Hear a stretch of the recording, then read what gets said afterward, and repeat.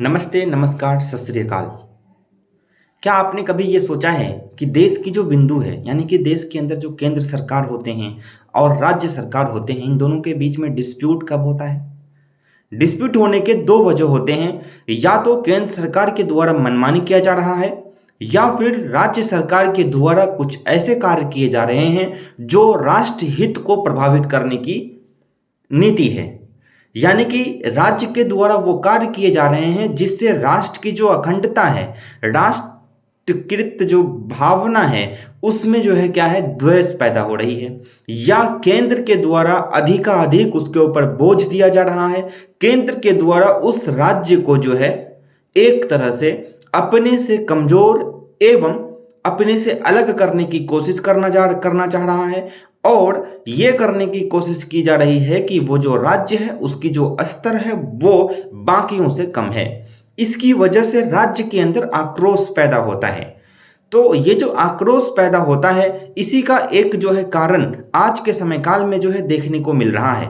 दक्षिण भारत के राज्यों के द्वारा ये कहा जा रहा है कि केंद्र सरकार के द्वारा, यानी कि केंद्र सरकार के द्वारा जो अपॉइंट होते हैं, जो राज्यपाल होता है, उस राज्यपाल के द्वारा जो है, दक्षिण भारत के अंदर की बात है कि उस राज्यपाल के द्वारा जो है केरला की जो सरकार है, कर्नाटका की जो सरकार है, वो सारे कहीं ना कहीं इल्ज़ाम लगा रहे हैं कि जिस तरह से व्यवस्थाएं होती है, जिस तरह से राज्य का अपना खुद का कार्य होता है, राज्य के हित में होते हैं, यानी कि वेलफेयर जो स्टेट्स होता है उसके लिए जो कार्य करने होते हैं, उसमें बाधा पहुंचने के लिए, यानी कि बाधा पहुंचाने के लिए राज्यपाल के द्वारा जो है कहीं ना कहीं हमारे जो कानून हैं, हमारी जो नीतियां हैं, हमारा जो बिल है, उसको रोक कर रखा जाता है।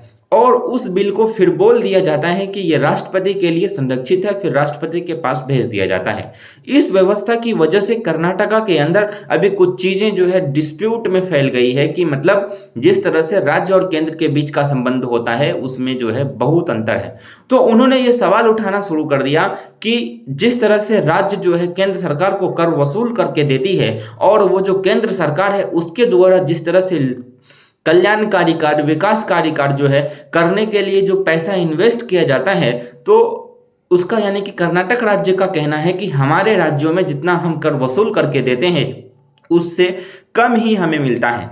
तो इस एवज में वो जो है अपने आप को जो है मतलब बाकियों से अलग जो है महसूस कर रहे हैं। और इसके पीछे कहीं ना कहीं केंद्र सरकार की लापरवाही सब जरूर जो है इसमें दिख रही है। और हाल के दिनों में आप जो है सोनम वांगचुक का जो है लद्दाख के अंदर उसका जो है 21 दिन का भूख हड़ताल, जिसमें वो केवल व केवल नींबू पानी पी करके जो है अपना 21 दिन का भूख हड़ताल को आज के दिनों में जो है कंप्लीट कर लिया है। और उसके बाद उन्होंने कहा है कि आने वाले समय काल में 10 दिन का जो है भूख हड़ताल वहां की वोमेन करेगी। उसके बाद फिर जो है प्रोसेस बदलेगा, आगे पीछे होता रहेगा जब तक हमारी बातें नहीं सुनी जाएगी। तो उसके पीछे बात यह है कि बात क्या है जानने की है आवश्यकता। तो बात है ये कि लद्दाख को जो है 6th शेड्यूल, यानी कि 6ठी अनुसूची में जो है लाने का बात किया जा रहा है, लद्दाख के कुछ जगहों को। ऐसा इसलिए क्योंकि लद्दाख के अंदर जो व्यवस्थाएं हैं, वहाँ की जो है जनजाति जो समुदाय है उसका अपना खुद का जो है मतलब एक रीति है, रिवाज है। लेकिन जिस तरह से ब्यूरोक्रेट्स के द्वारा वहाँ पे जो है शासन किया जा रहा है, एडमिनिस्ट्रेशन जो सिस्टम्स है उसके आधार पर शासन व्यवस्था चल रही है। तो लद्दाख के जो नागरिक है उसका कहना है कि वो तो बाहर से आकर के यहाँ अपॉइंट हुए हैं, तो उसके बस का नहीं है लद्दाख के अंदर विकास करना। और उसका ये भी कहना है कि वो लोग बाहर का है, इसकी वजह से वो यहाँ की जलवायु, यहाँ का मौसम, यहाँ के जो मतलब परिवर्तन है समय का, उसको वो समझने में सक्षम नहीं है। तो वो हमारे जो है मतलब लद्दाख के जो जनता है उसकी बात को वो नहीं समझ पाएंगे, इसलिए वो जो है प्रतिनिधित्व की ही बात कर रहे हैं, यानी कि चुनाव वगैरह की भी बात कर रहे हैं। लेकिन जिस तरह से 21 दिन का भूख हड़ताल हुआ, राज्य सरकारें हो या केंद्र सरकार हो, किसी ने भी उसके ऊपर अपोज नहीं किया, यानी कि वो चीज़ गलत है, इसमें सही में सुनवाई होनी चाहिए। केंद्र सरकार की तरफ से किसी भी प्रकार का कोई ओपिनियन इस प्रकार से नहीं आया कि यहाँ पे क्या हो रहे हैं, इसके निगरानी में, इसकी देखरेख में, उसमें सुधार किया जाए।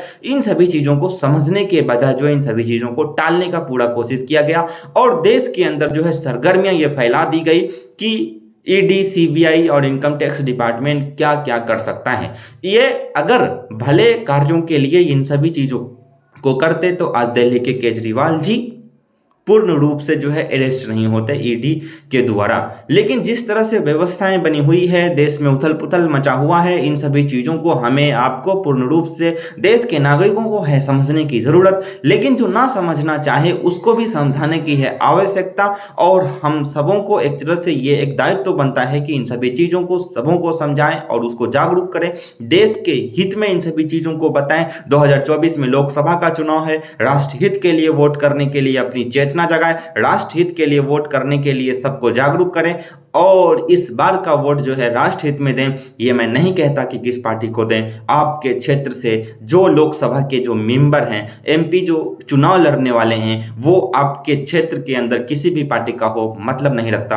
आपके लिए कार्य अच्छे किए हैं, आपके लिए विकास के कार्य किए हैं, तो आप उससे जो है जिता कर भेजिए। आने वाले समय काल में वो बाद में मालूम चलेगा कि प्राइम मिनिस्टर किसको वो बनाने वाले हैं। लेकिन हमें अपने लोकसभा का क्षेत्र का रक्षा करना है, तो इसके लिए हमें अपने लोकसभा का जो क्षेत्र है उसमें कौन से कैंडिडेट हैं जो बेहतर है, बेहतरीन है, सबसे दमदार हैं, सबसे भले हैं और सबसे अच्छे उम्मीदवार हैं, वैसे उम्मीदवारों को चुन करके समाज के अंदर आगे लाइए, प्रतिनिधित्व उसको दीजिए, अपने कमान अपने क्षेत्र का दीजिए, और फिर जो है विकास की अपनी चेष्टा को आगे बढ़ाने में जो अपना सहयोगिता मत देकर के उपयोग में लाइए, और देश के विकास में अपनी जो है साझेदारी, अपनी हिस्सेदारी को कायम कीजिए। धन्यवाद।